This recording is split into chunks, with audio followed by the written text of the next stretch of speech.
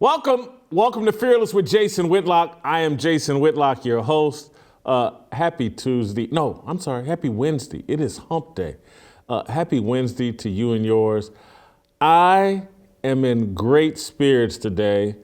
I spent most of the morning, good 2 hours, 45 minutes on my Stairmaster, listening to gospel music, and then just another hour and 15 minutes recovering from my workout on my Stairmaster, listening to gospel music. I tuned my heart. And again, I listened to a lot of gospel music, but today was vitally important because I needed a great workout and I needed to tune my heart. I needed to uplift my spirits. And I did that today. And so I'm just in a better mood and a better spirit because I let Maverick City and Tasha Cobbs and Rance Allen and Al Green, I let them speak to me this morning. Man, and it was awesome. And it has me feeling very positive and very good. And, you know, a lot of times I listen to gospel music on my drive in, and my drive in is very short. It's 8 to 10 minutes driving in. But when you take 2 hours to tune your heart, I mean, your heart really gets in tune. And so I'm just sharing that with you all. If you're wondering why I'm in such a good spirit. Now, look, I'm dressed like a bum. I got this hoodie or pullover or whatever I got. It's kind of cold here in Nashville. And so, but anyway, I'm feeling awesome. And that means we're going to have an awesome show, a fantastic show. TJ Moe will join us. Shamika Michelle will join us. Dave Shannon, the Idaho Potato, will join us. Pastor Anthony Walker will be here in studio for Tennessee Harmony.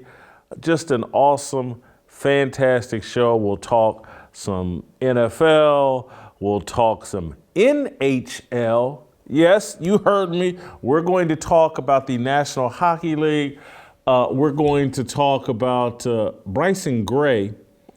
Bryson won't be here, but we're going to talk about him because yesterday he put out a song, Alex Jones and Kanye. It's one of the best, hardest rap songs I ever heard. Me and Shemeka will talk about that. We'll talk about Shemeka's that debate performance that she had over the weekend. I promised y'all we'd talk about it yesterday.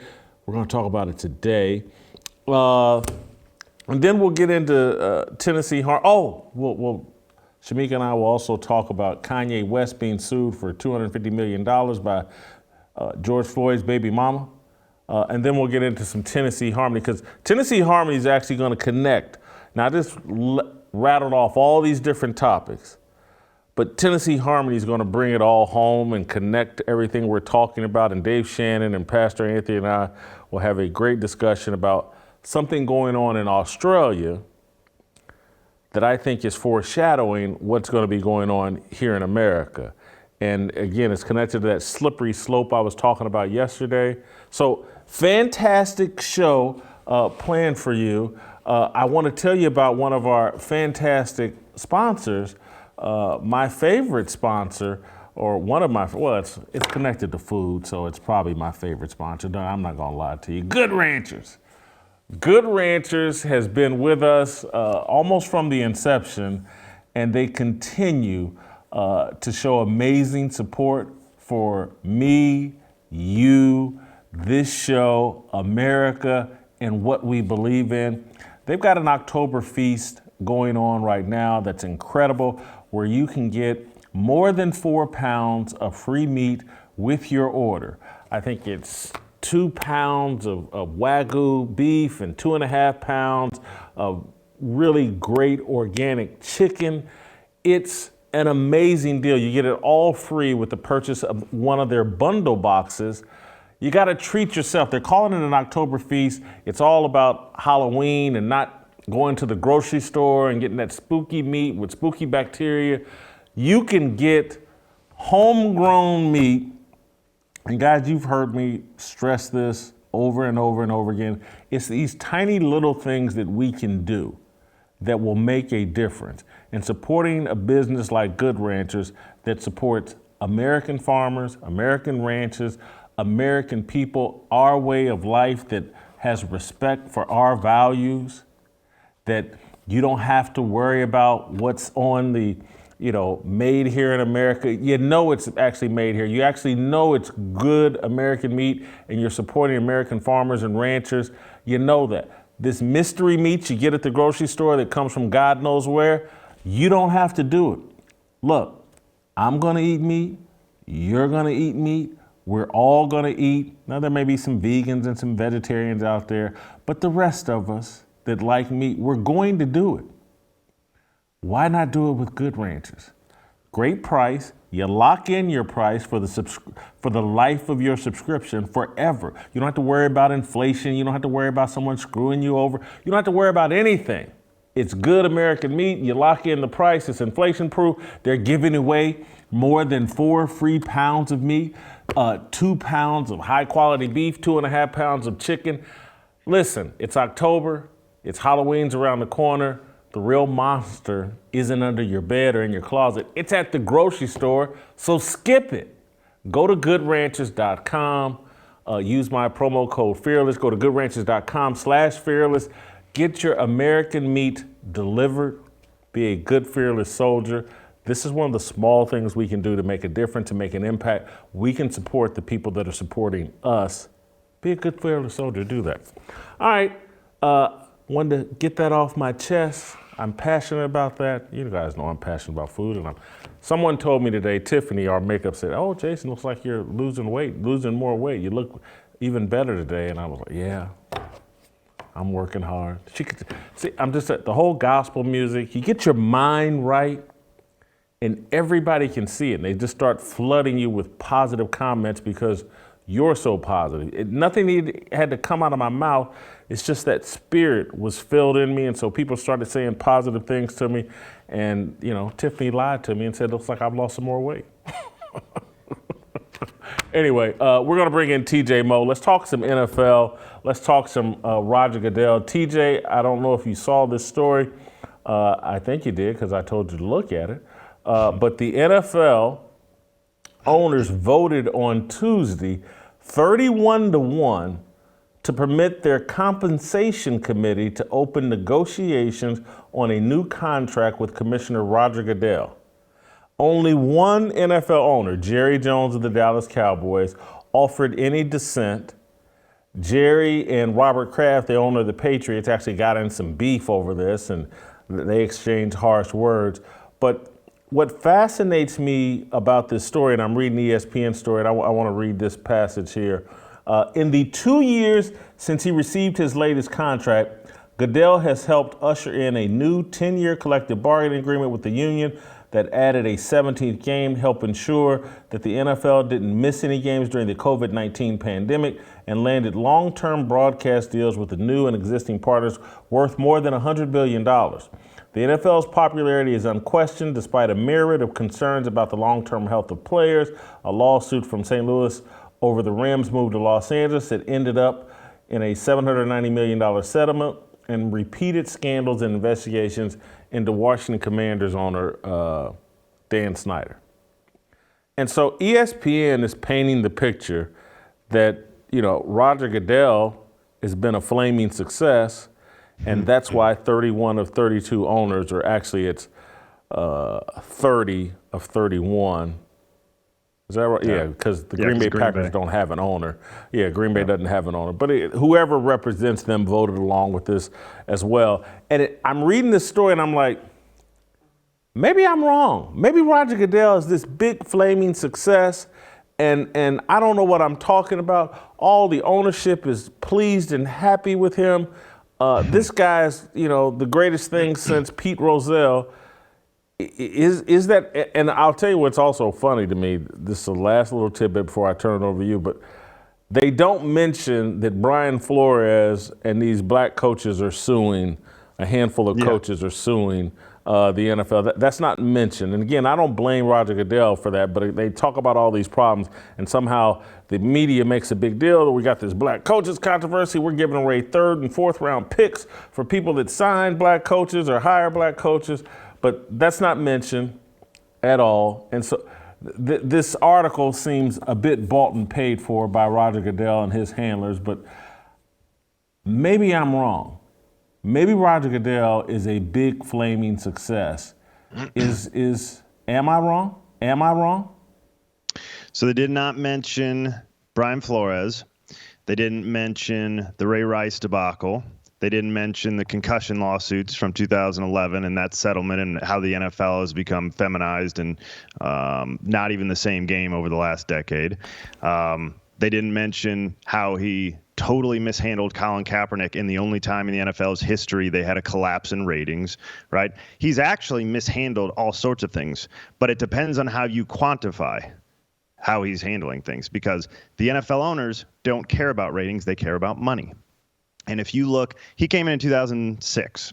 The total revenue of the NFL in 2006 was $6.5 billion. Today it's $17.2 billion.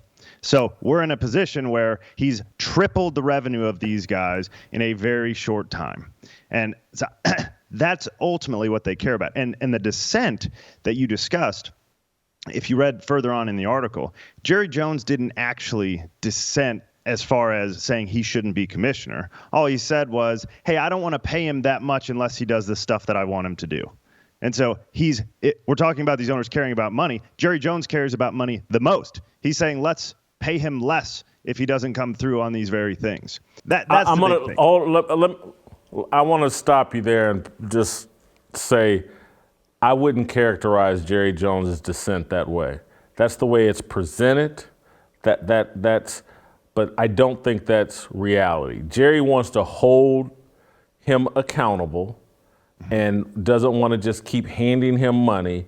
And that's a fallback position. When you have that overwhelming support, Jerry's not going to let the story come out that he wants Roger Goodell fired, because trust me, he wants Roger Goodell fired. But he can't even argue that right now because all the rest of ownership is so on board with him and he doesn't want to be an outlier. So he's just saying, can we at least just hold this guy accountable? Could we not just hand him these bonuses on these vague terms that we keep spelling out? This guy, again, I think in the story it said Roger Goodell in a 2-year window made $128 million. Yep.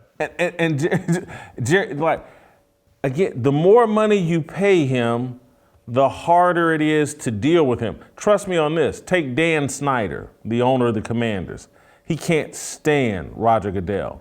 He's been bullied and backed into a corner where he has to support Roger Goodell because these NFL owners, Jim Irsay, is talking about, hey, there's merit to getting rid of him. Roger Goodell and his cohorts, in my view, Dan Snyder can't say this, but in my view, is orchestrating a lot of the problems Dan Snyder is experiencing. This is Game of Thrones type war going on. People can't say what they really, really think. But if I've been following this for a long time. Dan Snyder, Jerry Jones, if you listen to Papa John, Ball State grad, friend of mine, these guys hate Roger Goodell.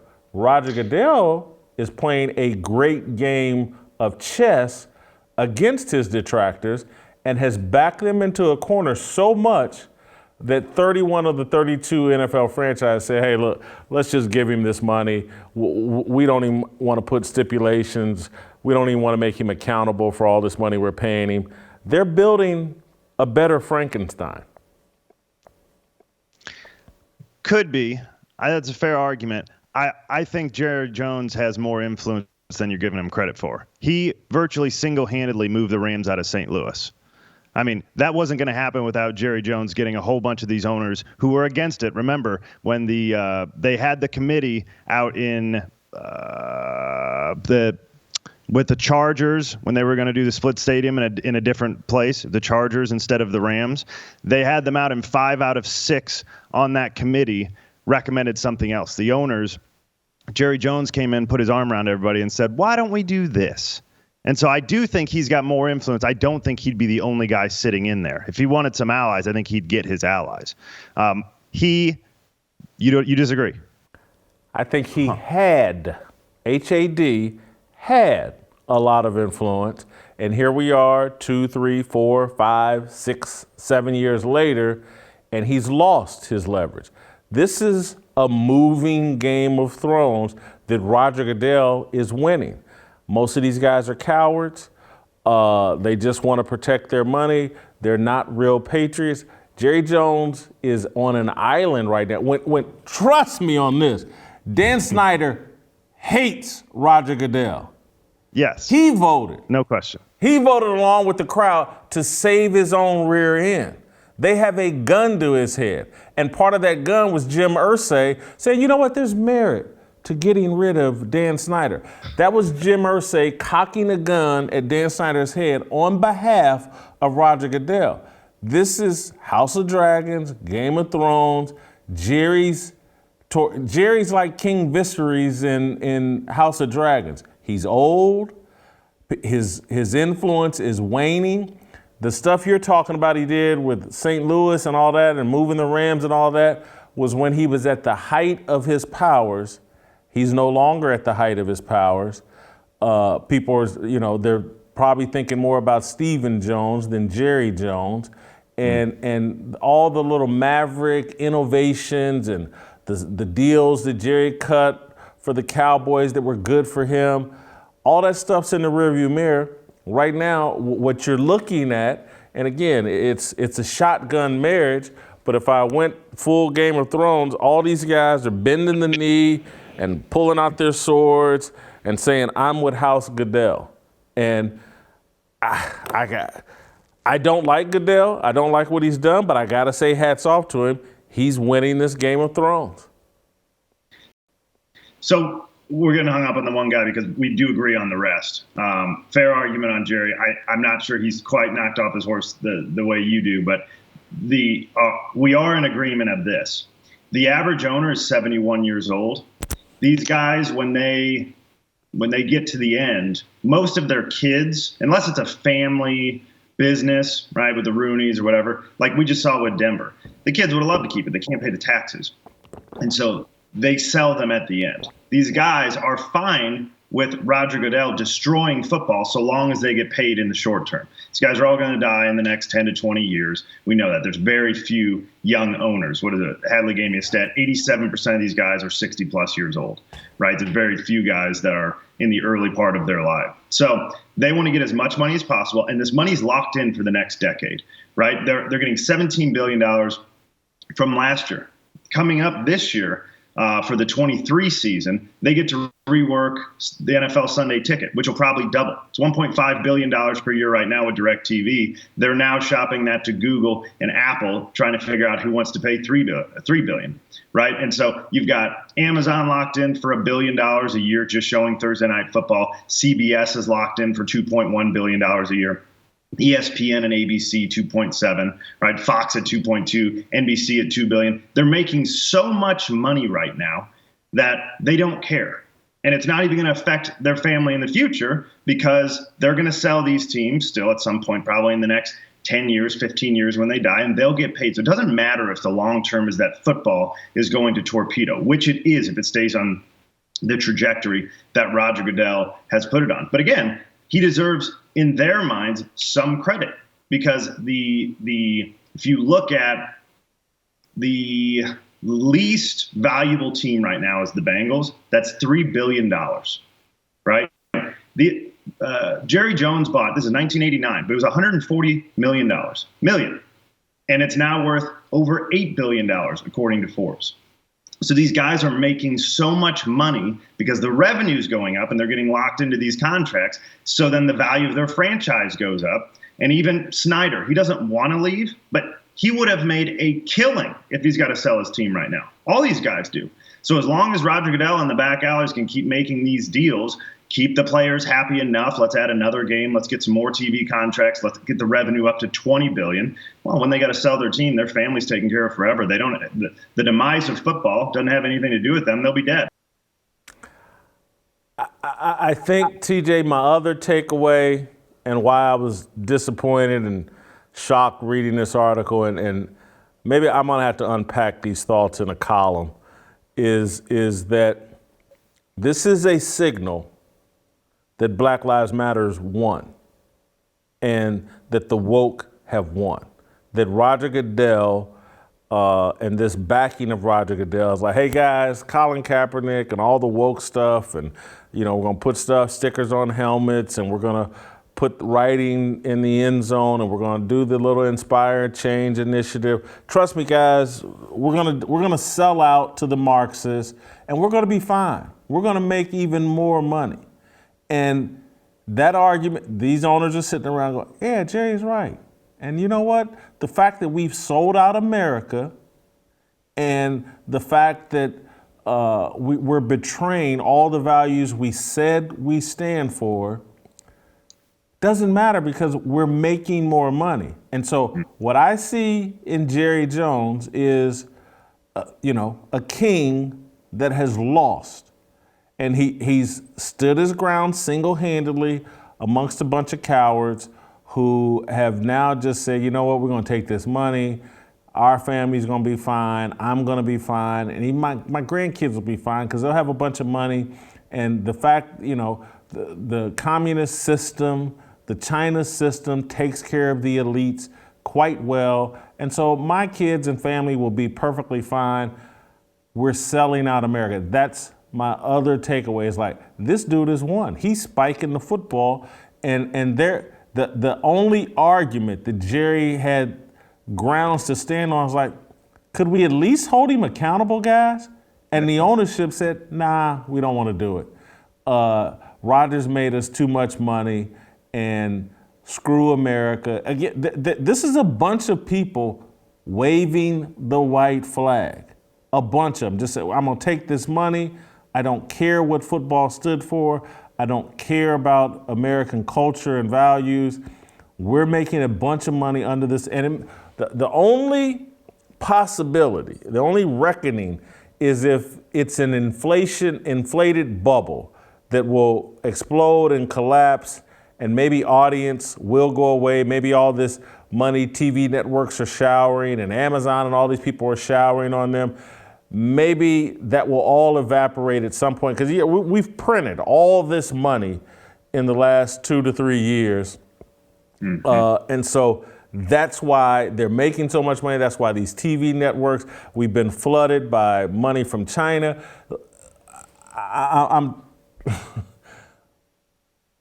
Americana, that whole thing, and this, I'm gonna have to unpack all this because I'm bringing all these thoughts to. But it's just like what Saudi Arabia has done with the PGA Tour, and how no one cares. The golfers, Phil Mickelson, there's a big check involved.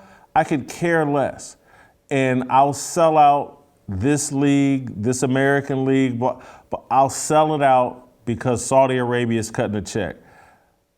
Similar things happening right here in the NFL. We'll sell out all of their values because there's a big check involved. It's a sad day. I don't think Roger Goodell has been a success. He's made, these owners a bunch of money, but he has sold out America. And me and Jerry Jones will be the only people holding him accountable, but and we'll probably be in jail or assassinated at some point. So the rest of you have fun. Let me move to another topic that goes to my point, this exact point. The takeover of the NHL by the same group of people that took over the NFL.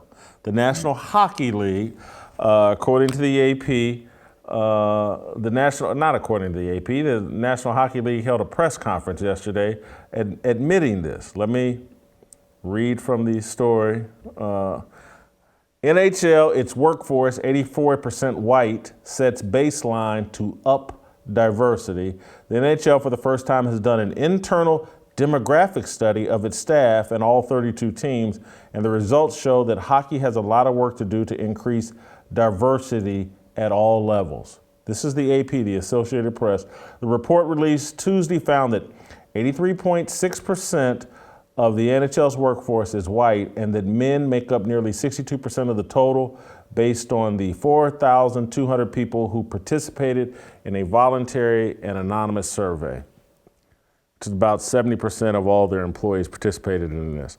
And so the NHL, which I think you can say this, it's a white sport. No one is sitting here shocked that most of its employees are white. The NHL is a sport dominated by men. No one's sitting here surprised that white men dominate that sport on and off the ice.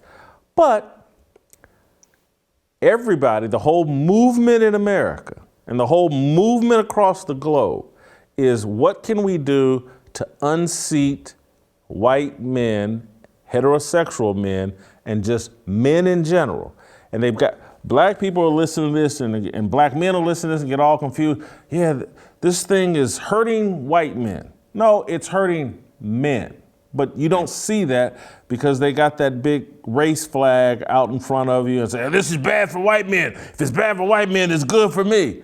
No, this is bad for men. This is the whole movement to unseat male leadership. And so the NHL has created a problem. For the first time, this is according to has done an internal demographic study. They didn't do a study to see, hey, let's do a study and see if our employees are effective.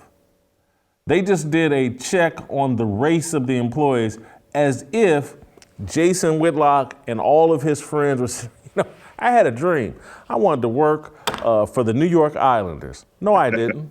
And I'm sure it's not a bad job, but I just, it's not a sport that I paid that much attention to.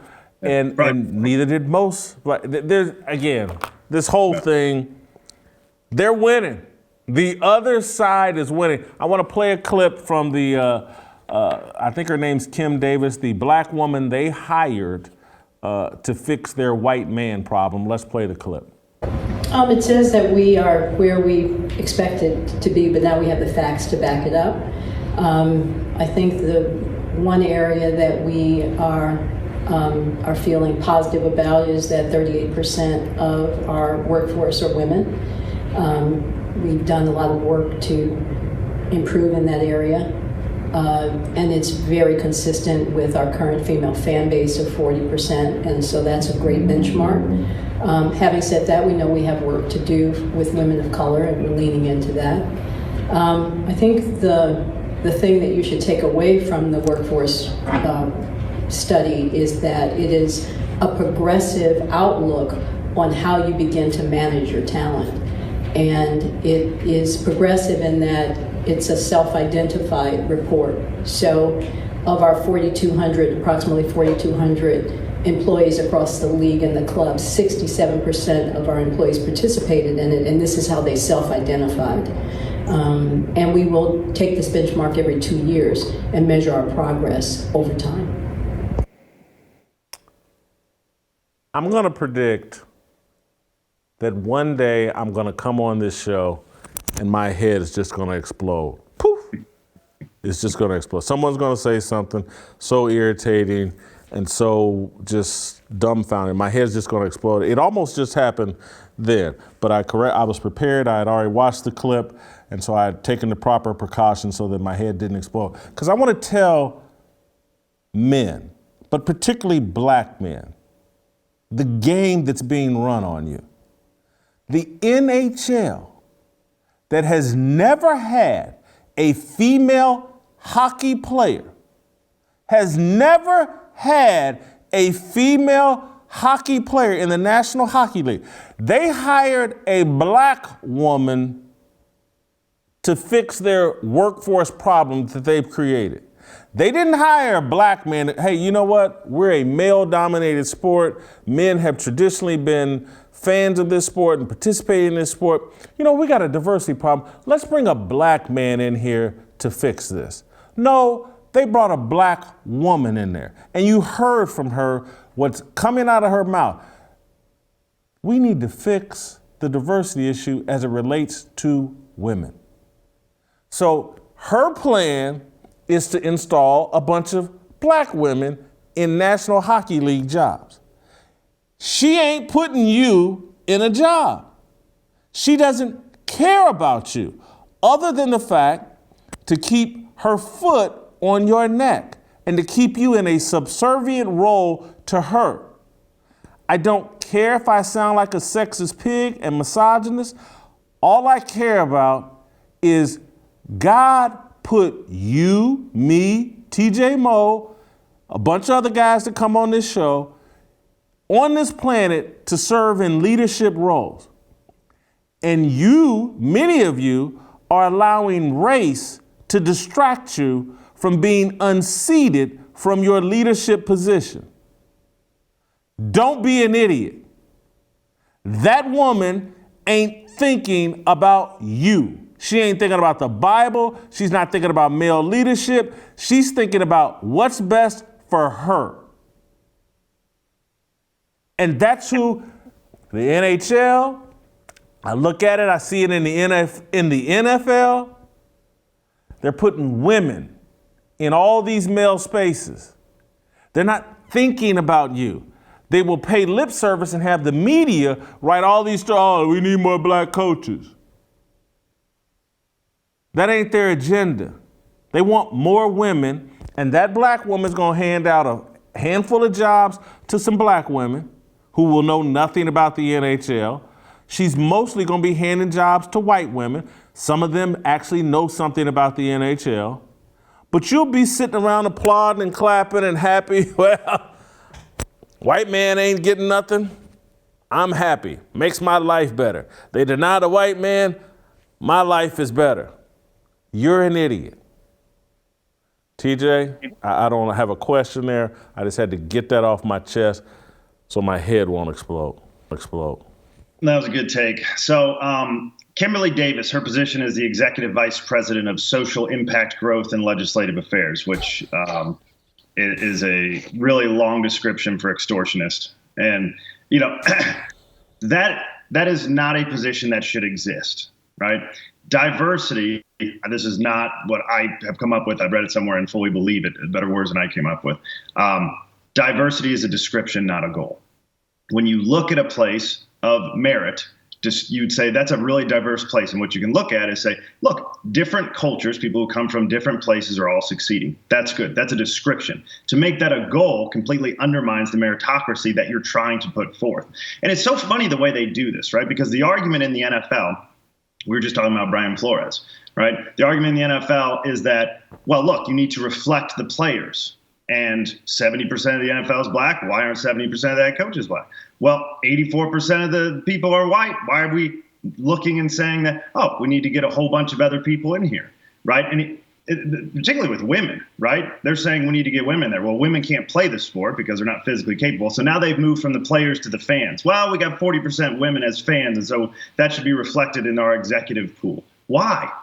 Well, hold on, TJ. Hold on. I guarantee you, if they do a demographic study of NFL and NBA ticket buying fans, and even watching on TV, filling up those stadiums, that's going to be 70, 80% white.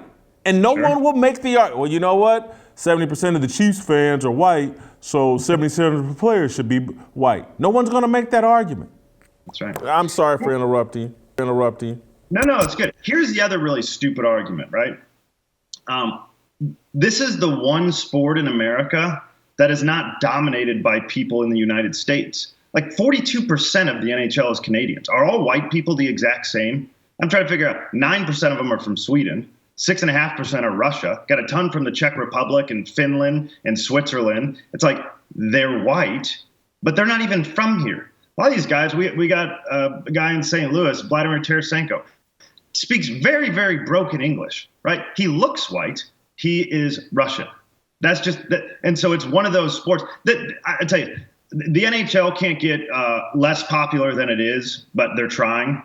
And so here's what they would, if you wanted a real, part of the reason that they're not very popular, aside from it just being a very expensive sport, you don't have tons of hockey rinks around, there's different reasons. But one of the things is that their messaging is atrocious. Instead of trotting out this woke loser, black lady, Kimberly Davis out there to say, we're too white. What they could say by sending side note, by the way, the one thing I noticed when she was speaking is the two white old men idiots nodding along behind her as they hope to lose their own jobs. Okay. But what you could have said was, hey, look, hockey's a very niche sport. We don't like that. We think this is a sport for everybody. And obviously white people don't have a problem liking this. We love white people. They've supported our sport for a long time. I think black people would really like this too. I think the Asian community could like it. So what we're going to do is start initiatives to see if people in these communities embrace this sport, and we'll go from there. That's a winning message. But instead they said, we're too white and we're guilty of that, and we're sorry we didn't address this earlier. It's like the Oscars thing a couple years ago. Oscars so white. And that was obviously everybody intuitively knew because of the culture, that's a bad thing. But I guarantee you your first instinct, if it said Oscars so black, you'd know that was a celebration. Everybody around would just say, oh, good, it's more black. Oscars so black. Finally, we've made it. But when it's Oscars so white, we've not made any progress. She used that word. We're going to make a more progressive look. Progress in today's culture is defeating white people and making sure that they lose their job. Doesn't matter who they are, because all the white guys sitting up there in the executive roles or the trainers or whoever all looking around and saying, we're on the chopping block. I don't know why. I haven't done anything wrong, but I hope it's you and not me, because we're all sitting here getting fired because we don't have a good enough tan. It's a very destructive way to go about sports. I'm telling you, the NHL, and I am a fan of the NHL. I played hockey growing up. I love the Blues. But I'm telling you, it's not a sport that can afford to be losing fans, and they're well on their way. You can't run a business based on fanaticism and passion. You can't run it nearly as effectively with a bunch of employees who don't have an authentic passion for the game. It's just a job. And so this whole, again, if I had a job in the NHL, maybe I would get more into the sport, maybe, but it wouldn't be like having a job in the NFL or NBA. It would, I'm gonna crack a joke and dirty up my point, but again, it's like if I was a doorman at a strip club 10 years ago, I'd be very passionate about that job. And so I'd be a great employee. So now we just, you know what? People that have had virtually no interest in hockey, that's who we want to fill up our employee base with so we can meet some demographic outcome that will please Kimberly Davis and this whole woke movement we got going on.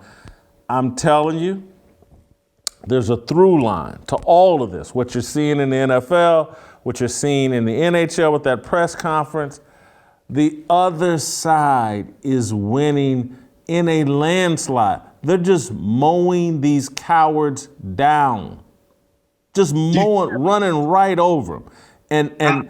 And we got people celebrating this that don't understand. You're going to be the next thing run over. None of this has to do with men. It doesn't matter what color. And it damn sure don't have anything to do with heterosexual Christian men. They're not about to install a bunch of heterosexual Christian black men in jobs in the NHL. I guarantee you the diversity they're looking for, if they reduce themselves to hiring any black men, they will be LGBTQ. Trust me. And they will call that progress. And you will sit like an idiot applauding your own demise.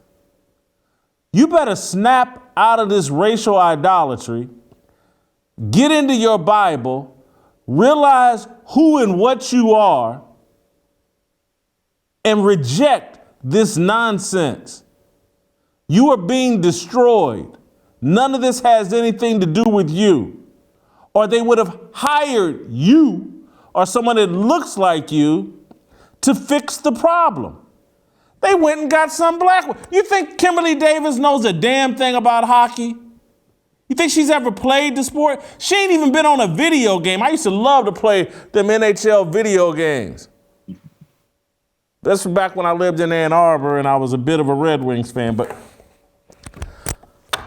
my head's, remember I started this show talking about what great spirits I was in, and this is why I listened, because I needed the strength to get through this show. TJ, thank you. I want to thank you, TJ. I'm gonna let you, because I need to transform myself here again, because I'm about to talk about my very favorite sponsor, preborn. Almost 1 out of every 5 Americans never have a chance to live outside the womb because of abortion. It's the leading cause of infant death in the world. Over 63 million babies have been aborted just since Roe v. Wade was enacted, and the plans are to abort a bunch more in the wake of its demise. The Ministry of Preborn and those of us here at The Blaze, we're partnering to save 50,000 babies in 2022. Preborn has a great history of saving babies. They've counseled nearly 500,000 women. They've saved nearly 200,000 babies' lives. They do this for a living. They do it in their sleep. It's very effective. You show a pregnant woman her ultrasound. She hears that baby's heartbeat. She sees that baby in the womb. She chooses life. Then Preborn steps in, starts providing baby clothes and diapers and all the maternity care that she needs. It's not just, hey, we show you an ultrasound, have the baby, and then walk away. No, they step in, grab the woman's hand, and walk her through the process. Give her all the counseling and support she needs to get through the pregnancy, deliver that baby. Once they have that baby, it's the greatest blessing that a human being can receive. A baby, life. That's our purpose. Preborn supports our purpose. I need you. And you know what? I'm going to do it. You've seen me do it before. I'm going to hop on Preborn and give them some more of my money. Because that's in order for me to feel better about what we've just spent the past 30 minutes talking about. If I give up some money to Preborn, I'll feel better about myself. I'll feel better about this country. Preborn.com/fearless. Let's go cough this money up. Let's do something good today. Let's be good, fearless soldiers. There's nothing we can do better. Nothing we can do more important than supporting these children in the womb. If you don't have a laptop, you don't want to go to preborn.com/fearless, all you got to do, #250, keyword baby, cough up that money. $28 pays for an ultrasound. I think $140 pays for 5 ultrasounds. My accountant's going to be, I think all this is tax deductible, but my accountant's going to be upset with me. Just because anytime I read this, I talk about this, I got to give up some money. I'm not leaving you out there alone. We're doing this together. We're saving babies' lives together. I got to be a good role model. So anyway, preborn.com/fearless, #250, baby. Let's cough up this money. Let's support Preborn. Let's be good, fearless soldiers. I'm doing it right now. We'll be back with Shamika Michelle next.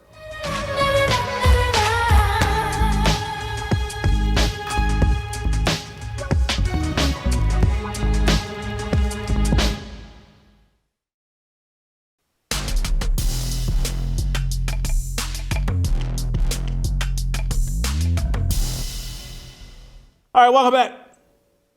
That donation to Preborn did help. I feel better.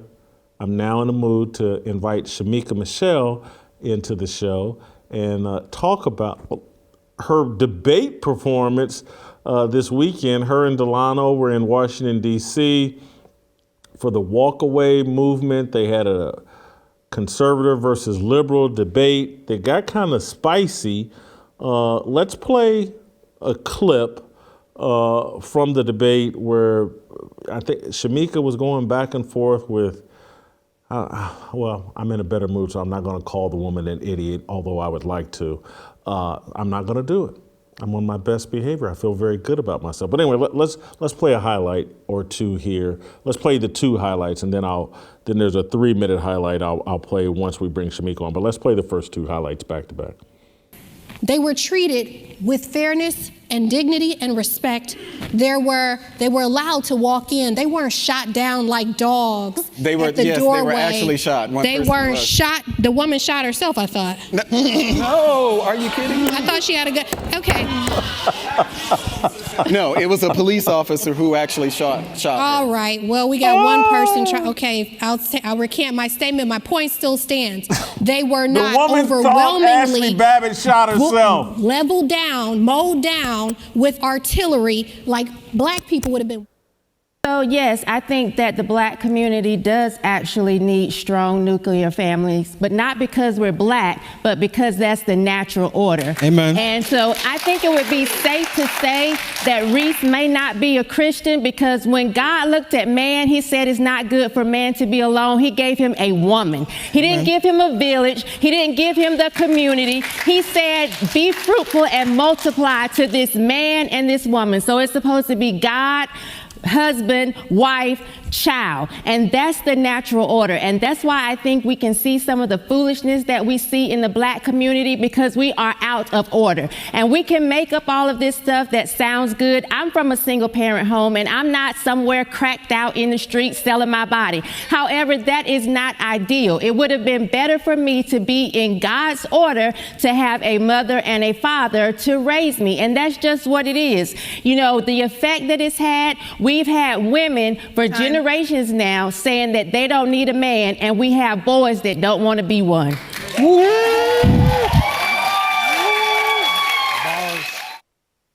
That was awesome, but I do feel like, Shemeka, y'all were beating up baby seals. You know, a woman comes on the debate stage and thinks Ashley Babbitt shot herself and has to be correct. I didn't know, but anyway, it was a very lively last hour of that debate. How do you think it went? I think it went well, Jason. Initially, I didn't want to do it. I told Walkaway no for a couple of months before I gave them a yes, because I just feel like I can do informal conversations, but I'm not a debater.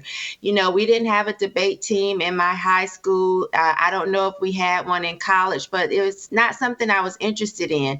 So I just felt like, you know, this isn't really my thing. Eventually, I was convinced to do it. I was told, hey, you have common sense, you know what you know, get up there and debate like Shamika Michelle. You don't have to come into this debate trying to debate like someone else would. We want you to be you. So with that, I agreed and said, okay, but there was still this feeling of, am I even prepared? Because these 2 of them were attorneys. So I'm like, they've argued cases in court. You know, this is what they do for a living. But I just remained, you know, I stood fast and said, okay, I know what I know. And it's almost like when David went to fight Goliath. You know, they wanted to put him on all this armor that just didn't belong to him, and all he needed was God on his side. That's kind of how I went in there, like, okay, I don't have all of these accolades, you know, I don't have these degrees, but I know what I know. And so I think it went well. Even though I got fussed out a little bit, I was pleased. You did get a little, but listen, you have the truth on your side, and they're trying to use word salads and big words to defend lies, and that's why they started making no sense. And I almost, people were upset. I'm about to play the clip that people tried to get upset about, but you know, I told everybody, I was like, oh God, they so lucky I wasn't there. There's a basketball player, we're not gonna show a clip. There was some college basketball, low-level, professional basketball player that, Lord have mercy, I'd have just thrown him a basketball and said, shut up and dribble, man. You way out of your depth. But so if they thought you were impolite, I would hate to think what they would thought of me. But there was a moment where you went full Shemeka and perhaps kept it a little too real for him when you went back. Now, are you and Reese friends? Did y'all know each other? No, I didn't know her before. I didn't know any of them except for Delano.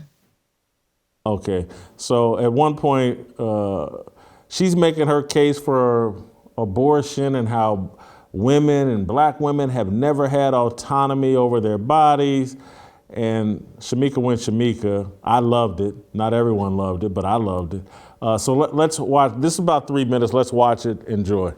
The point still remains that a woman has the right to decide what she wants to do with her body, her life, and that is her choice. And that is something that she has never had in this country. And now we are definitely seeing that being brought back. Now, I just want to ask Reese, as a black woman, if she had autonomy over her body when she cocked her legs up and got that baby in her stomach. Okay, we're going to just go ahead and say, no, absolutely not. That is not how we will address our fellow panelists. That was not how, stop right now. All right. This is not how we talk as black folks in the community. We will not talk about a black woman cocking her legs up or anything else. You will respect the people on this panel. You will respect the people in this room. You will respect yourself by talking in a manner and a fashion that is appropriate. Continue. Okay. I would like to ask Reese, as a black woman, I mean, you got to spread your legs, don't you? I mean, that's what I thought. As a black woman, did you have autonomy over your body when you spread your legs and got that baby in your stomach? So we can talk as proper as we want to, but the truth is you decided to have children. And so what I want us to stop Okay, I'm going to interrupt you. You got 7 seconds, but let me just go here. About the fact that black women don't have the ability My to fiance have control over their bodies. My fiance and I met. We sat down after being engaged and wrote down a list of 4 names that we wanted to name our children after his mother and his grandfather and my grandmother. We decided to plan a family. We're not in color purple days where Mr. would just climb on top of us and do his business. This is 2022 and women have the ability to decide yes or no. I want to have sex or I don't. I want to take birth control or I don't. I want to have this baby or I don't. So we need to stop telling these lies as if we just happen to fall on a penis and get pregnant. That's not how it works. We actually have the choice to do that. And I don't care how Reese decided to sit down with her fiance, whether they married or any of that. I want us to stop telling lies. And as someone who is a product of rape, since Robert wanted to shut me up, as someone who is a product of rape, my mother was raped at 14, walking to cheer camp. I am that baby. So when y'all sit here and talk about something that is less than 1% of all abortions, as if that is the reason why we have abortions, that is not the truth. And I want us to stop lying about it. And I want us to be honest. And I want us as women to be responsible and have accountability and stop trying to blame everybody else for what's going on with our bodies. We have the ability and the right to choose. And that's just what it is.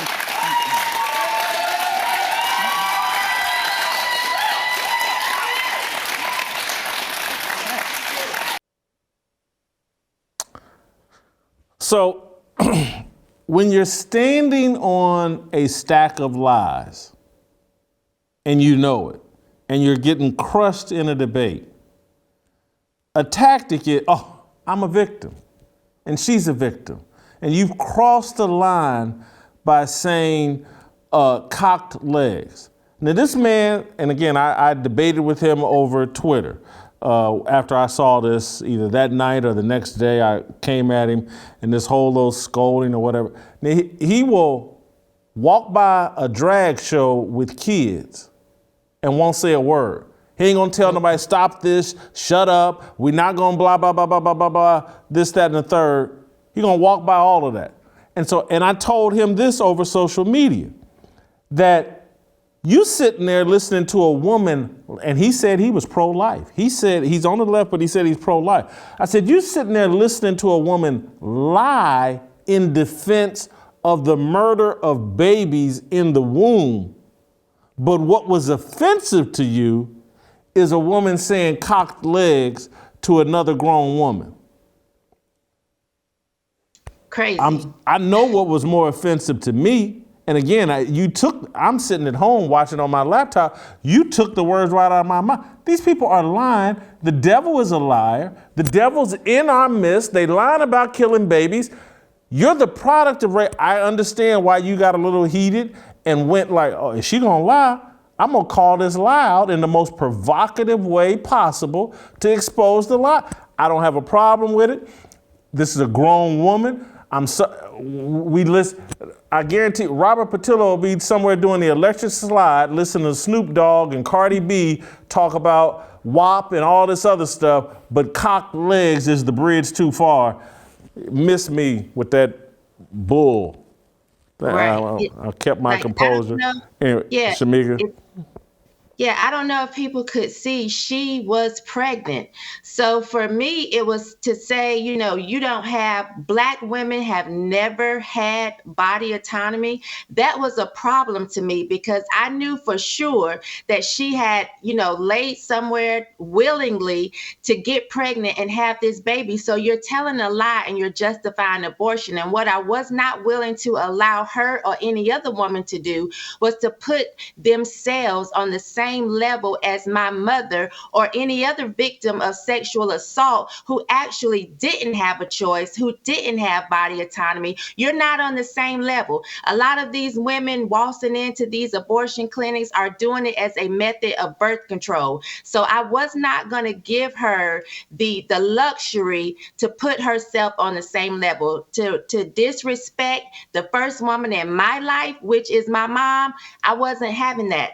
And when it came to Robert, okay, if he felt like I needed to be corrected, so be it. What I had an issue with, though, was his level of aggression. I have a problem with any man who feels like they have to come at a woman that strongly, who is not being combative or who is not trying to be non-compliant. That's just beta to me. It's real bitch. That was beta behavior. So for me, there's a way to correct a woman. Of course, I say it all the time, but the level of aggression, you wouldn't meet that with anyone else. They are chopping off the breasts of 13-year-old little girls. They are castrating little boys, but you draw the line at cock. It says a lot. There are a whole lot of other things that I could have said, believe me.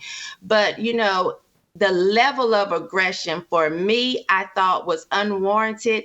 And it spoke volumes as to where he draws the line and what kind of makes him upset. And it was crazy to me. It just was ridiculous. And so I came back because I refuse to let them shut me up on that point. I refuse for women to continue to lie in 2022 saying that they don't have rights. That's just not the case. And for my mother and any other victim of sexual assault, I'm going to always stand up for that. The whole affair and today's whole show is just an example to me. I'm sitting here thinking about how much more work, an endless amount of work God has to do with me. Because I promise you, Saturday night when I was watching this, I was sitting there like, I was been capable of slapping that man and losing my, and so I was glad I was at home, and I certainly would have talked crazy to him and to her. Just listening to the lies about this, they can't, because Delano made the point about, or maybe it was the other guy on y'all's team made the point about how prevalent abortion is in the Black community. Mm-hmm. And then this woman comes in and starts talking, well, they can't even track the demographics of the race. It's just a lie. Well, they can't, and so that's all speculation. And it's just a lie and a distraction. And it's like, when when you deny people the truth, you're sentencing them to a bad outcome. And that's what's going on with too much of America, too much of Black culture. We're not standing on truth and we're not delivering the truth to people. And so for this woman to sit there and act like she's unaware that black babies are being slaughtered in Planned Parenthood facilities and in abortion clinics in record numbers at a rapid speed. That in New York, Delano, I think, pointed this out. In New York, more black babies aborted, or just as many black babies aborted as born. And she's distracting from that truth because that's a powerful truth. And the truth sets you free. And there's somebody that clearly wants us enslaved, and they're doing it by denying us the truth. And so for me, sitting there listening to this woman lie about abortion, murder of a baby in the womb, if she wants to stand there and defend it with truth, I got no problem with it. But when you start going to lying, it does enrage me, and I could only imagine how upset you, being a product of rape, the whole abortion issue, I don't blame it for triggering you. I hats off to you for being as composed as you were and only saying, I'm sitting there looking at a pregnant woman and talking about she ain't got no autonomy and we ain't never had no autonomy. Like a white man came and put a gun to her head and made her spread her legs and get pregnant. Cut it out. Exactly. And by this little fantasy world. Right. By that time, I was tired because every question she took back to slavery. Every single thing she was asked, it was slavery this or Jim Crow that, every single time. And so by this time, I'm just tired of the whole argument, as if we have an attorney here who has excelled in life, acting as if she hasn't been able to do the things that she wanted to do in this country. And so it was like, okay, it's time out for playing games. I can't do this anymore. But I was really proud of myself. My grandmother watched. She said she was proud of the way I responded after his actions. And I try to be cognizant to not push a man's buttons intentionally, because I really, after he did all of that, I could have said suffering succotash, because we can all hear the list, But I just tried to, compose myself and just so that I could make my point, because I knew that my point was based on truth. And so I wanted to make sure I got that out. Okay, Shemeka, I want to switch up topics. I want to talk a little Kanye West. We're going to do it. He's getting sued by the baby mama, George Floyd's baby mama. We're going to do an approval rating on Kanye.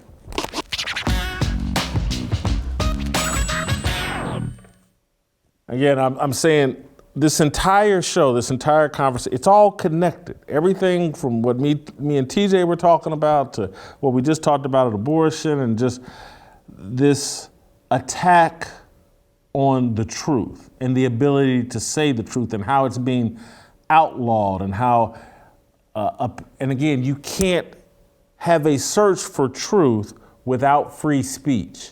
And so people may speak inaccurately, but you have to allow that in order to get to the truth.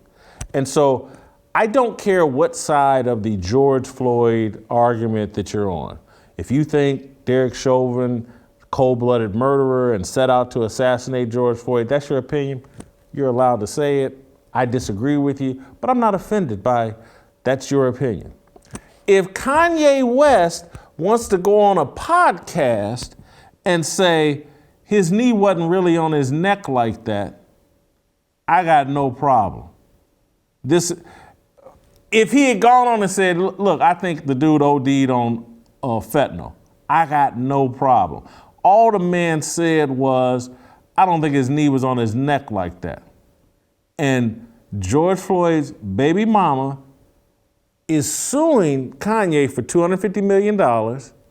Kanye had given $2 million to this daughter's college fund. I'm blown away by this. I'm starting to believe that Kanye is being used by God. And again, it's not that I didn't believe it, but I'm really starting to believe it.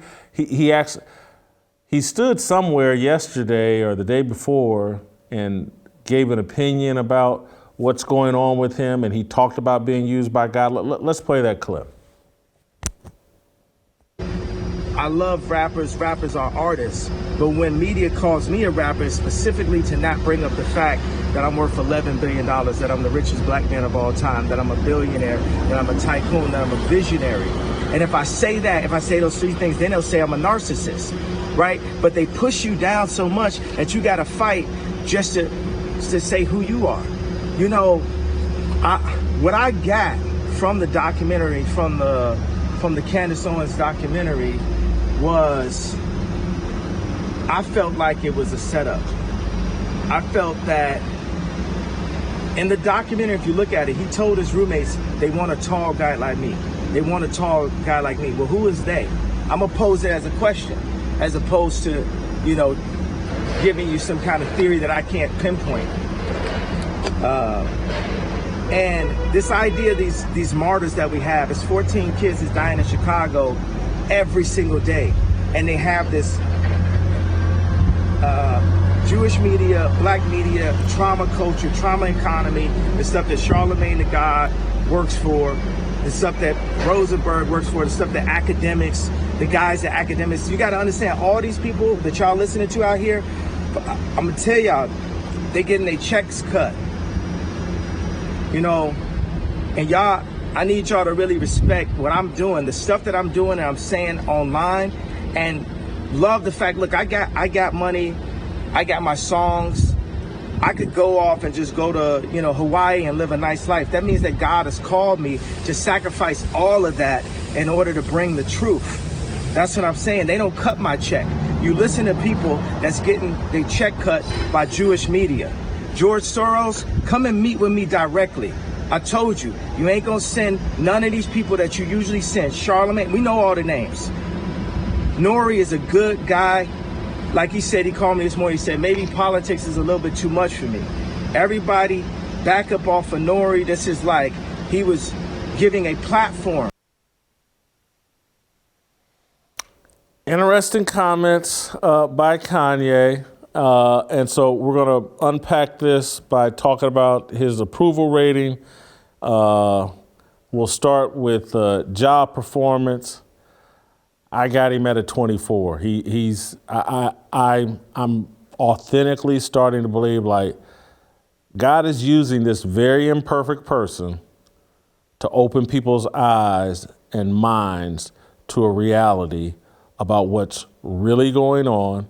That and again, I don't care who it upsets. I'm not trying to upset people, but the man is exposing an unhealthy relationship between black celebrities and secular, non-religious Jewish people in Hollywood and in the music industry. And he's pointing that out. Both groups is what he's doing. Both groups are in error, and we need to have this discussion. I give him a 24 in job performance. Hats off to Kanye West. I gave him a 24 as well, Jason. I watched those 3 hours and 25 minutes that he did with Drink Champs. And one of the things I think was an error for him is sitting down, maybe talking to people that are not on your same intellectual level. There were so many times that you could tell his train of thought was completely going over their heads. I'm not even sure how they feel comfortable apologizing, except that you just didn't understand what the man was saying at all. Because when I watched it, I walked away with clarity. I walked away with understanding.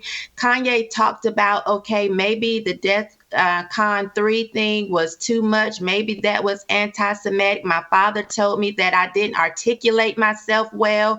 And he explained exactly what it meant to him, that it meant he was going into a place of protecting himself. He even said, I spelled it wrong. Like, he was just so very open with that I'm like, how did these men miss all of that to the point where the next day you're apologizing, it's because you never connected with him intellectually anyway. You wanted him there for views because you knew he would bring in a lot of views, but you missed the intellectual connection and the knowledge that he was actually giving out.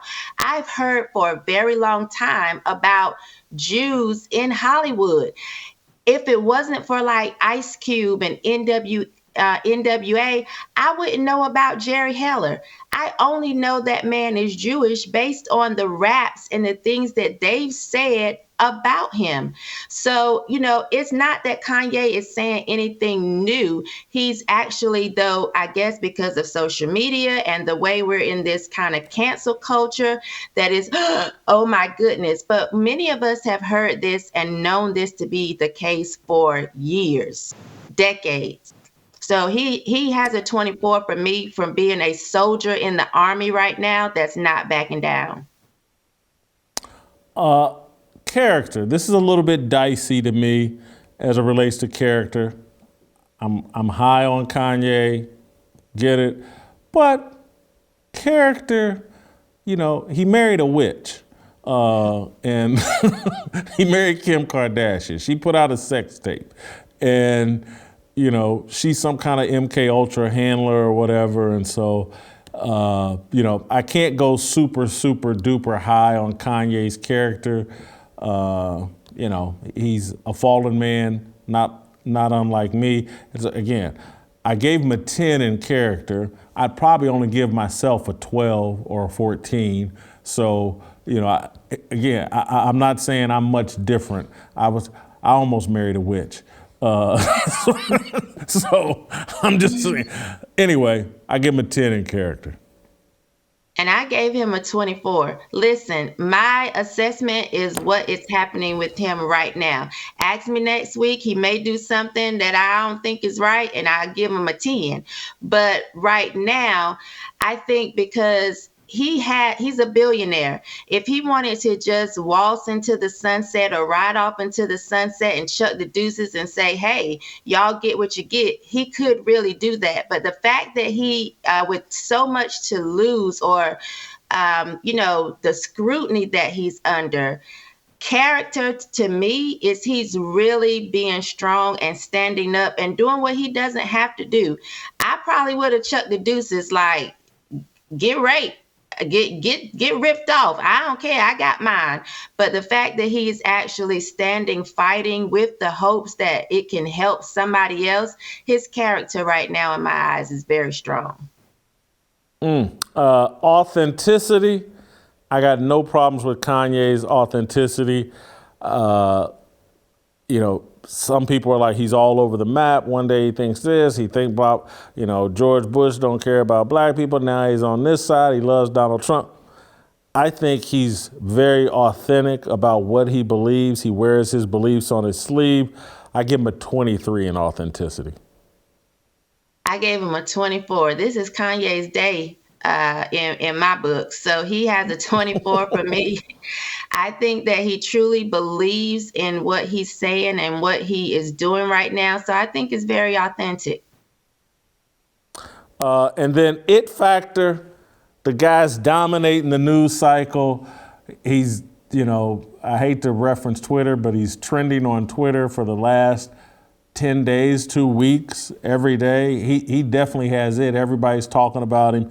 Everybody wants to interview him, even though they're not supposed to. They're supposed to be mad. They're trying to cancel him. I gave him a 24 in it factor. Apparently he has it. You're right, because he has been trending. Every day I open Twitter, he's like at the top. So he has it, and I'm glad that it's him that's actually being the one put out there. I was upset last night because I saw the statement that Ice Cube put out, and I was trying to think, is Ice Cube, is he playing or is he backing down? Ice Cube put out a statement? Oh my God, yes, and I'm so upset about it. Jason. Oh boy, I wish I had known that. Yeah, he put out a statement that read, I screenshot it. That's how mad I was. He says, I hate that my name was dragged into this drunk champs bull you know what?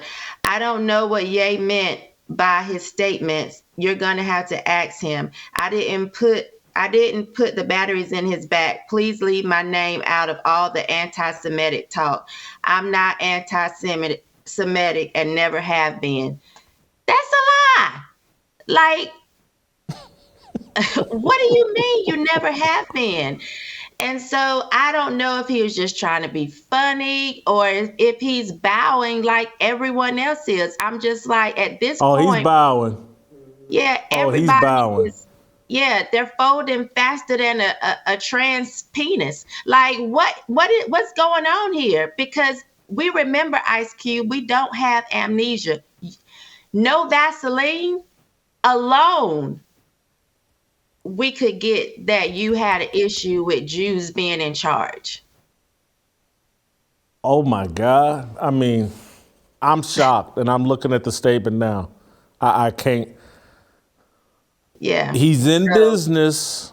He's in business in the big three where he is reliant on them or a person of that persuasion, or I don't want to say religion because it's probably secular, but he's in business, and so he may be in a dependent position. But shocking statement from Ice Cube. But you know, yes, these dudes fold. I mean, again, Ice Cube is not just the whole Jerry Heller thing, but this dude was like down with the Nation of Islam, promoting Farrakhan, the whole 9 yards, and now you gonna back away from Kanye West? Right. Oh, and Kanye ain't, you know, wow. Yeah, that was disappointing. Yeah. So Kanye has it, apparently, the anointing. Yes, he does. All right, so I got him at an 81. You've got him at 96, blazing hot. I got him at a smoke show. You shocked me with this Ice Cube. Wow. Ice Cube. He done, woo. All right, interesting. Shemeka, before I let you go, I wanted to tell you about another rapper, friend of the show, friend of yours. Did you see Bryson Gray's newest song? I did about Alex Jones and Kanye. We're gonna play it. I think it's one of the hardest hitting rap songs I've heard. I love this song. Let's take a look at Bryson Gray's latest song. This dude is talented.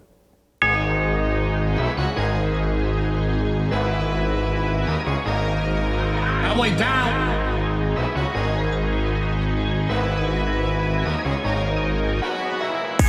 Look what they did to Alex Jones. They trying to rob him of every single thing he owns. How you get sued for a Billy for saying something wrong? They won't stop till everybody being watched by drones. And look what they did to Ye. They want everything. JP Morgan banned his account, but they do Epstein. They care more about Kanye West than they do sex rings. It's like you only have free speech if you left wing. Hey, he wore a White Lives Matter shirt with Candace Owens. She showed her BLM money winning, they both exposed them. He need to get closer to God, though, that's what I'm hoping. Because the deep state hate the stars when they can't control them. They banned Donald Trump while he was sitting president. I guess they don't care if that sets a dangerous precedent.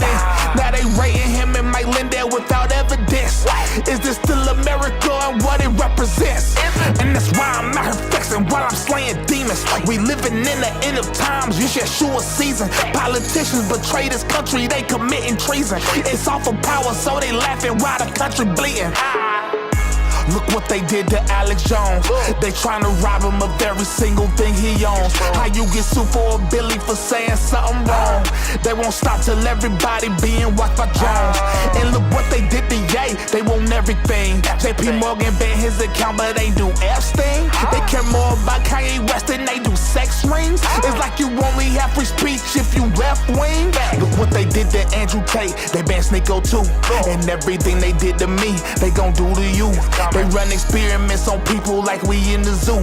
They scare you into silence if you have a different view. But you could talk sex, murder, but encourage kids to switch their gender. You can't preach repentance, but you can tell them to be sinners. Biden's daughter exposed them, but nobody gon' remember. The D's and R's work together. I know that y'all beg to differ, but look what they did to Alex Jones. They trying to rob him of every single thing he owns. How you get sued for a Billy for saying something wrong? They won't stop till everybody being watched by drones. And look what they did to Ye. They want everything. JP Morgan banned his account, but they do Epstein. They care more about Kanye West than they do sex rings. It's like you only have free speech if you left wing. When I heard this yesterday, this reminded me of the first time when I was a kid and KRS-One had a song, Why Is That? And I can remember being in my car and hearing KRS-One and I almost came to tears. Like, this is the hardest thing I ever heard. I was a huge KRS-One fan. That's how I felt. It's like, somebody's finally making some real music. Like, this is what rap music was in the late 80s, early 90s, KRS-One, Public Enemy. They were actually challenging the system and writing music that really challenged the establishment. This Bryson Gray, all I originally knew about Bryson Gray was Let's Go Brandon and thought, oh, that's a nice little gimmick. No, this dude is a cold, cold rapper. Yeah, and this song, it didn't even make me grasp my pearls. Like, there have been songs that Bryson put out that I feel like goes even harder than this song. His last album, I guess it was the last album, I sat and listened to it with my daughter from beginning to end. And I know there were a couple times that I said, oh my God, did he just say that? And would rewind because I couldn't believe he just said that. I think Bryson, he's another one that's actually not going to back down. He's actually going full throttle. Like, this is who Bryson is. So I wasn't shocked when I heard it because I'm like, this is what Bryson does. Let's Go Brandon was kind of fun, but he has some things coming after the gender identity and them grooming kids and transgender. Like, he does not hold anything back. This is who Bryson is. Thank you, Shemeka. Awesome job. All right, get your Fearless Harmony swag at shopblazemedia.com/fearless. Tennessee Harmony with Pastor Anthony Walker and Dave Shannon. Next.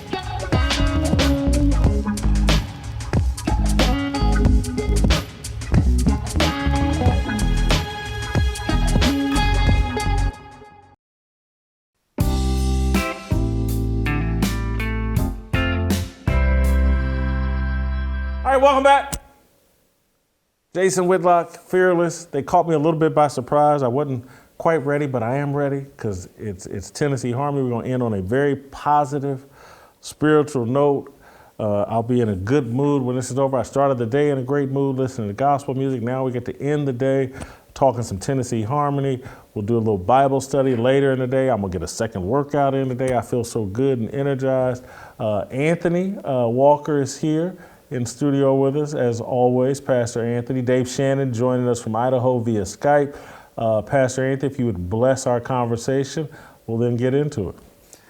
Father God, we are so thankful for this day and the blessings that you've given us. Father, help us to always be mindful of opportunities to do well, to speak well, and to conduct ourselves as you would have us to. Bless our conversation today. We pray that more is gained about your will and your way. We thank you in Jesus' name. Amen. Amen. So, guys, yesterday I was talking about a slippery slope that we're on as it relates to Kanye West, Alex Jones, Donald Trump, Louis Farrakhan, this whole canceling of people based on speech defined as unhealthy or hate speech or whatever. And it sounded, well, Donald Trump, Farrakhan, those guys, they deserve it. And Alex Jones, he deserved it. He said what he said was wrong about Sandy Hook. And Kanye West, what he said about Jewish is wrong. They deserve it. And I'm just like, let's be careful here. Free speech isn't going to be comfortable or right or accurate all the time. And I said yesterday about freedom and how you actually spell freedom. The dumb is actually spelled D-U-M-B, freedom. And you have to allow dumbness to actually have free. And so I saw a story this morning about what's going on in Australia that kind of ties all this together in my mind in terms of like, this is a slippery slope. You start identifying, oh, this person and that person's bad. They don't deserve a platform. We got to silence them. We got to be careful about that. People have to be allowed. There's so many dumb things I've said and done in my life, and I'm glad that I was never canceled and actually have an opportunity to course correct and become a better person. And sometimes by me uttering stupid things, it actually gave other people the opportunity to correct some of the stupid things that I thought and think, and for me to adjust. That's why free speech is so important. And so I want to tell you guys about what's going on in Australia, and all of this is connected. It's going to eventually get over here to America. Andrew Thorburn, a former banker, was appointed chief executive of the Essendon Football Club on September 27th. This is an Australian rules football league team that he's in charge of. A little more than a day later, he was forced to resign from the prominent footy club because of his connection to a conservative Melbourne church. In a public statement, Thorburn summed the situation up briefly. My personal Christian faith is not tolerated or permitted in the public square. The article goes on to say, Thorburn is chair of the board at City on a Hill, an evangelical Anglican church that started in Melbourne in 2007.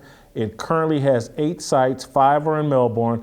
The founding pastor, Guy Mason, is affiliated with Acts 29. Acts 29 is a church planning, global institution. The book of Acts has 28 chapters. Acts 29 is hell in itself. We're the 29th chapter. We're planning churches and supporting church planning churches. We're supporting them as well. And so in 2013, this is back to the story, Mason preached about homosexuality, calling same-sex marriage or same-sex sex a sin. He has also spoken from the pulpit about abortion, at one point comparing the number of terminations of unwanted pregnancies to the Holocaust. Online clips of the sermon surfaced after Thornburn's appointment, creating a scandal. Thornburn's short stint and dramatic resignation may be one of the most egregious examples of someone being forced out of a prominent position for their affiliation with conservative Christianity. His resignation is especially shocking because no one has accused him of saying or doing anything inappropriate. According to the Essendon board, Thornburn doesn't even hold the offensive views that the club found unacceptable. This is sports. I started off the show talking about the NFL raising the white flag, the NHL raising the white flag. Everybody's giving in to this new religion of race and abandoning the religion of God and Christianity and just faith. And our thoughts as believers are being outlawed in the public square, and it can cost you your job. Anthony, get us your reaction to this story. It's really dangerous because beyond trying to restrict speech, now the effort is we want to restrict just what you believe. And even kind of in the conclusion that you were reading, they were saying he hasn't done anything or said anything, especially in the space. And I think he was only on the job for 30 hours. Like, he hasn't done anything yet. but because they link back to, well, you are affiliated with this church or you're affiliated with something that believes these things. I think that's extremely dangerous. And if we are going down a similar path to where, just trying to police what a person believes, not how they respond, not how they converse, just how you believe, we are in a very, very dangerous space, man. It's crazy. Dave, to me, I read this story and it's just like, hey, if you have Christian faith and beliefs, you're out and you espouse any of them or connected to anybody that espouses any of them, you're unfit for a leadership position. That's crazy to me. Yeah, Aaron Rand talks about this. He's a cultural analysis, and he talked about this positive, negative, neutral world that as he lays out kind of where we are in history, we're actually in the negative world now. I think he says the positive Christian world was from early to 1994. That's kind of when Christianity was positive. Being a Christian was a good thing. You can go to your job. People say, so where do you go to church at? And, oh, you do go to church. Oh, we love to have you here. That's the positive Christian world. That kind of came to a neutral place. Probably he marks it in 1994 to 2014, where it's kind of like, your Christianity is like, you can be a Christian. You cannot be a Christian. We don't really care. It's not inside the culture that we want to know that even. Christianity is neutral in its influence in society and culture. Then there's this negative world after 2014 up until present where it's a negative thing now to actually have Christian ethics and values, and to be a Christian and to hold to Christianity could affect how the public and culture sees you. It's negative now. The thing that is insane about this is that I don't think this is a secular judgment. I don't think this is a secular push. What I think this is, Jason, I think that this is a judgment from God. I think what we're seeing is God doing this to us. I don't credit this to the world. What I mean by that is when you have had the stage to preach the gospel as clearly and as articulately and to be bold about who Jesus is and to live in a particular way in culture and society that glorifies the name of Jesus, and you haven't done that, then what God will do is will judge you. And one of the ways that he does that is turn over the society away from you against you. This is basic blessing and curses in Deuteronomy 28. If you honor God and you obey his commandments and you do what he tells you to do, then even your enemies have to bend the knee. They won't overcome you. You'll be blessed in the city. You'll be blessed in the field. You'll be blessed when you go in. You'll be blessed when you come out. That's what Deuteronomy is saying. When you keep the laws of God, when you honor God and you love God and you proclaim the gospel of God, there's blessings with that. But if you find yourself in a place where your enemies are overtaking you and you are being outlawed, you don't look at them and say, oh my goodness, Lord, they're coming against me. You have to stop and say, wait a second. Where have I failed to honor God in such a way that my enemies now have the authority to come and take me out of the position of authority and power? That is on us. We talk about it all the time on the show, Jason, that when we look at our homes, when we look at our culture, when we look at our society, men are the ones who are federally responsible for their homes and their houses. If the culture and society is going astray, it's because men have broken down in some way. And that's the same thing here. Worship is first. When worship breaks down, then the culture that comes from that starts to break down. And when that culture breaks down, then the politics breaks down. So if we're going to do an analysis of what's happening right now and why we are in the negative world where people who hold to Christian values can't even hold a job for 30 hours, we have to start back and look and say, whoa, what kind of gospel have we been proclaiming that there is no liberty in society? The gospel, Jesus, where the Spirit of the Lord is, there is liberty. If we don't have liberty, it's because we don't have the Spirit of the Lord. And if we don't have the Spirit of the Lord, it's because we haven't been proclaiming it. Yeah, that's rich. That's rich. It's too rich for me, Anthony. That's why you're here. So I need you to carry me as I process what he just said. Yeah. So underlining a couple of points that Dave just made there, God while he can make us move a particular way or make us do, he has given us choices, free will. Okay, if you choose me, you obey me, you will have these blessings. That's what he's referring to in Deuteronomy.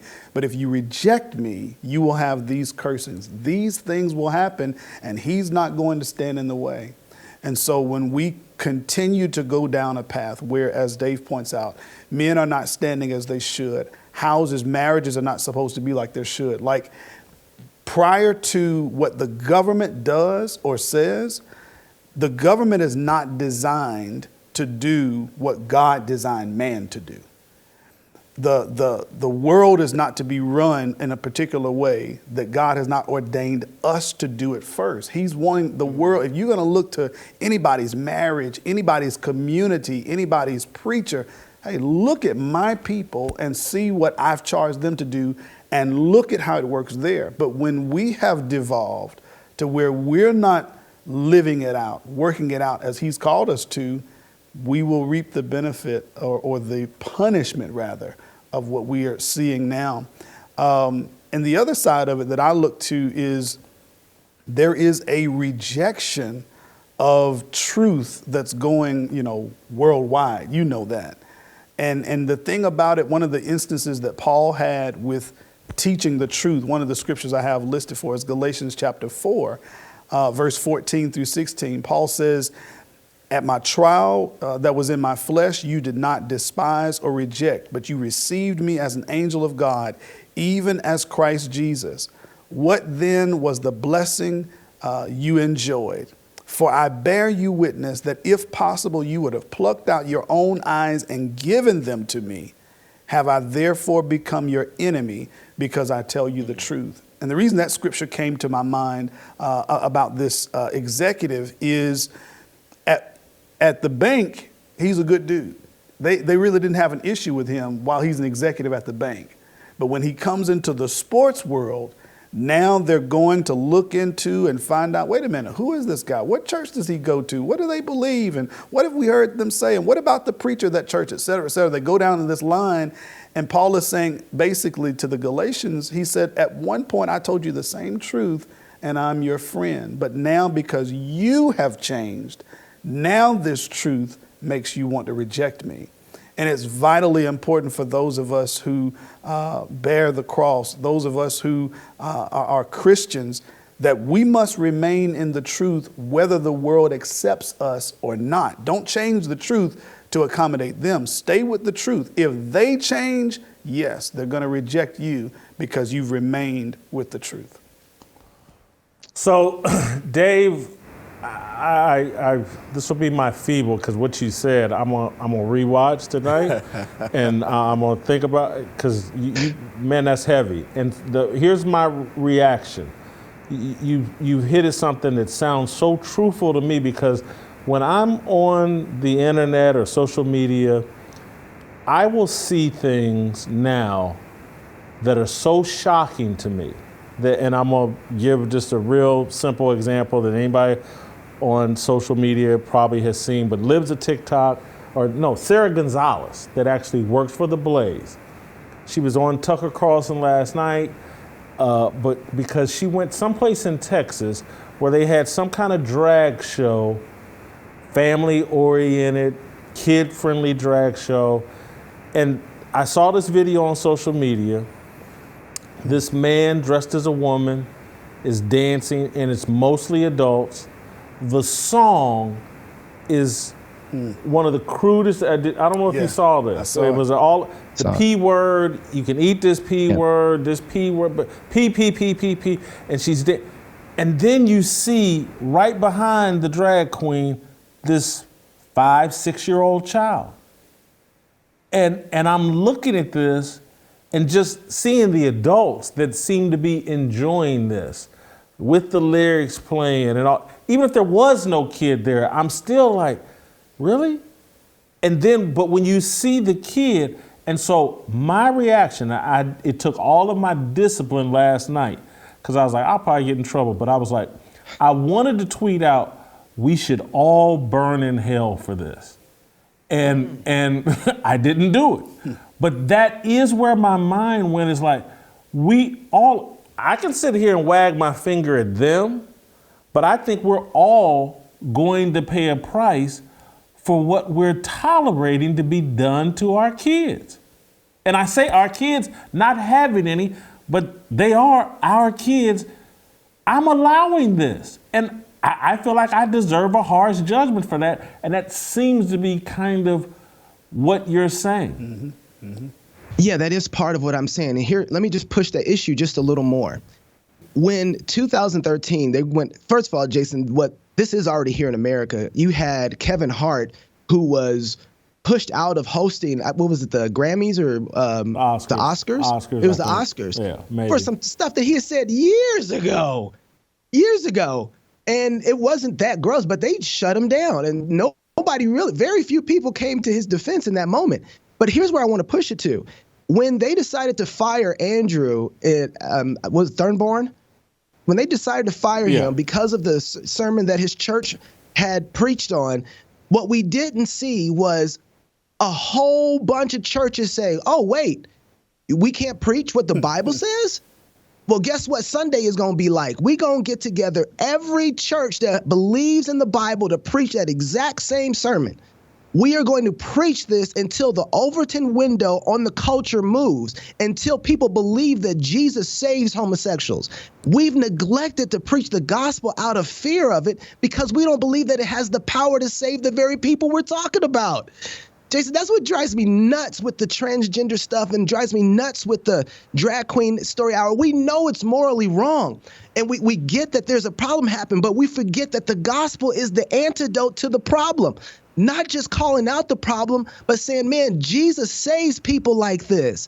Jesus transforms the hearts of people like this and gives them a new desire to love him. And that's why we're trying to proclaim the gospel, because this leads to death, people. This leads to death and despair, not just in the life to come, but in this current life. But Christ came to give you new life so that you can be made new. And if you repent, he will save you. That is the message that we need to be preaching. And these churches had the opportunity to do that, Jason, to move that Overton window, but they didn't do it. That is the condemnation. That is why we're currently in this situation, because they didn't take the moment to proclaim the gospel. And this is what Paul is talking about. He says, I'm not ashamed of the gospel, because that is the power of God into salvation. But because we're ashamed of it, that Overton window, that ability to have free speech, that ability to be able to communicate and talk about the beauties of life and have human flourishing is being shut down because we won't push. Anthony, having met your mentor, Charles, who led the church that you grew up in, he's 71 years old.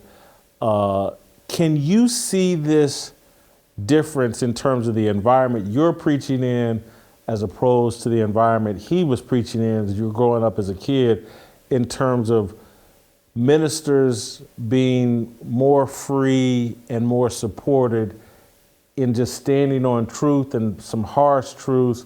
Whereas, because again, Anthony, I think ministers are in tough spots. It's like, again, we don't have exactly what they have going on in Australia, but we're moving that direction. And so it's like the things that Pastor Anthony could preach could cost someone in his church a promotion or a leadership position at work. So it's like, if I stand in front of my congregation and talk about abortion, and disagree with the people that are pro-abortion, or if I disagree with the people that are pro-same-sex marriage or transgender, but I could potentially harm someone in my congregation in their career. That's an incredible flip, I think, in just, you've been here 40 years or 38 years or whatever. What a dramatic change it has to be. Do you feel that pressure at all? So you actually led me to the verse that he encouraged me in as a young minister. Jesus tells his disciples in John chapter 15, he says, if the world hates you, you know that it hated me before it hated you. If you were of the world would love its own. Yet because you're not of the world, but I chose you out of the world, therefore the world hates you. And he continues in verse 21 by saying, but all these things they will do to you for my name's sake, because they do not know him who sent me. So he encouraged me in that as a young minister to always stand with Jesus, to always stand with that. And any pushback that I get, any rejection that I get, it's not because of me directly, but it's because the world hates Jesus, okay? The culture, the realm, this fleshly realm that Satan is running, it hates Jesus. And to those who hate him, they hate him because they don't know about God. So as a preacher, I walk in that. Now, to the members that I preach to, and to understand that culture has shifted so much that even like with this guy, the sermon that is preached while you're there, you're just in attendance, could come back to get you. This is the same thing that I'm encouraging even the young adults. And our church is full of young adults, parents with young kids, to know, yes, this is the word that the world will judge you for. But I'm also encouraging them that, kind of like what Dave was saying earlier, when we live a way that is against culture, but that is holy, is beneficial, the world can't do anything but look at it to say, well, wait a minute, I may not agree with everything he's saying, but look at how they treat their kids. Look at how they treat their wives. Look at how the communities where many Christians live, look at how they function. We may not like it. We may not agree with it, understand it, but man, it really is working out. Maybe we ought to try. That's how our life should be. But the mark against us sometimes is, man, we're getting divorced as much, if not more, as some of the rest of the world. Or we're allowing, our children to be raised by, TV and social media, and we're not there. Fathers, we're not there, and we're not running our homes. And so, again, it's a point against us. But I'm preaching the full gospel on this to say, yes, we're going to be hated because of what we believe, and we're going to be hated sometimes just because they hate Jesus. But when we live, when our conversation and our conduct is at a biblical standard, the world has to look and has to accept that this is the truth. And that's the thing that points everybody back to God. Anthony, I'm sitting here thinking about our visit down to Dallas and Tony Evans and his church. Oh, yeah. And when I start thinking about solutions as it relates to it's they're trying to build their own separate, basically, universe. Yes. And that, I'm reading this story hammered and reminded me, is like, we have to be entrepreneurs as Christians and create businesses where we get to establish the culture and no one has to be ashamed. And so when I think of solutions, a separate economy or a mirror economy, and Dave, I know in Idaho, the church you're involved in, and again, one of the reasons that Acts 29 is a Calvinist movement, that's one of the reasons I wanted to include you in this conversation. But my takeaway from all of this is, like, if we can't, as believers, build businesses and employ each other, we're always going to be left to the whims of the secular world, and we're always going to be vulnerable. And so, a separate economy is one step towards moving towards a solution. Yeah, the plan hasn't changed. The solution hasn't changed. It's really, really simple. And it's a little more long term, I think, than what most people actually want, Jason. But this is actually the plan. You find a wife, you marry her, you love her, you have children, and you worship God, and you love your neighbor. And from that, once that is in place, you have good men who make good societies, who create freedom everywhere and great economies. You got to remember, the idea of economy, it comes from house law, ekonome, right? Like house law. It is echo, the house, name, law. That's what those two things are. It comes from the home. And so the solution is there. Rightly placed worship is always the key to this. And when we get these things wrong, we have misplaced loves. The first love is God. And I'm saying this because if you go and you look at Chronicles is going through the history of kings in Israel and what's going on there. And there's moments where Israel repents. They get their worship right. And though they haven't gotten their country and economics and stuff right because the walls are still destroyed and they're down, there's no defenses whatsoever for Israel, but they have a good king, a good leader who restores worship because they repent to God. If you have a destroyed city and broken down walls and you have enemies coming in, you don't fix the walls, you get worship right. Worship fixes the problem. That's the real problem. That's the fallout. And so once they got worship right, then what would happen is the enemies would come up on them thinking that Israel was like what they were before. And what God would literally do is send angels down to defend them, even though they did not have the borders, the defenses, the warriors. They didn't have anything else set up in place. But God was right with them so that even their enemies had to be put to stop. If we get worship right and we get this function and flow of society right, starting with man, woman in the house, what God will do for his people will be miraculous. The reason we don't see those kind of miracles anymore is because we don't trust God that type of way anymore. We think that we have to do it all. We need the work of the Spirit to do this. This is not going to come just from natural means. We are in a supernatural fight right now. Mm-hmm. And until we get worship right, our walls, our economy, and the destruction of that is going to be in the same place no matter how hard we work. Convicted, guilty, repenting. I listen to this and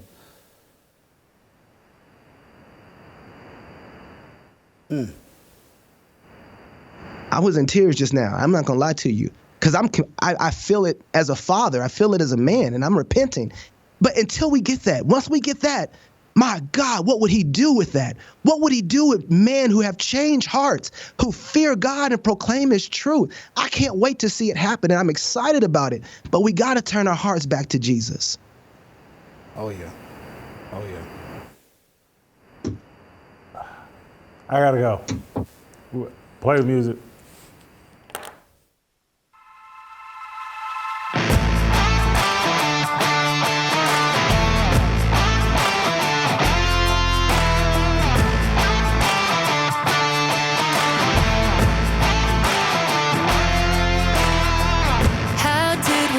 Up so divided, stop fighting and stand tall. We used to be a nation, one united. Now we're headed for downfall. God, let your light shine down. What we need more than anything now, harmony. Let's make a simple vow. Let's come together now. Harmony. Put all your weapons down. Love one another now. To wake up, choose love, my sister, my brother. See through the lies they tell us, 'cause together we're so much stronger. God, let your light shine down. What we need more than anything now, harmony. Let's make a simple vow. Let's come together now. Harmony. Put all your weapons down. Love one another now.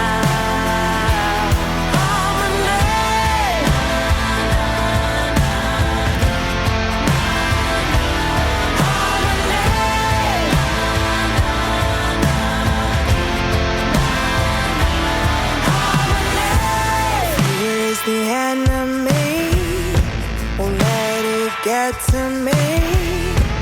Open up your eyes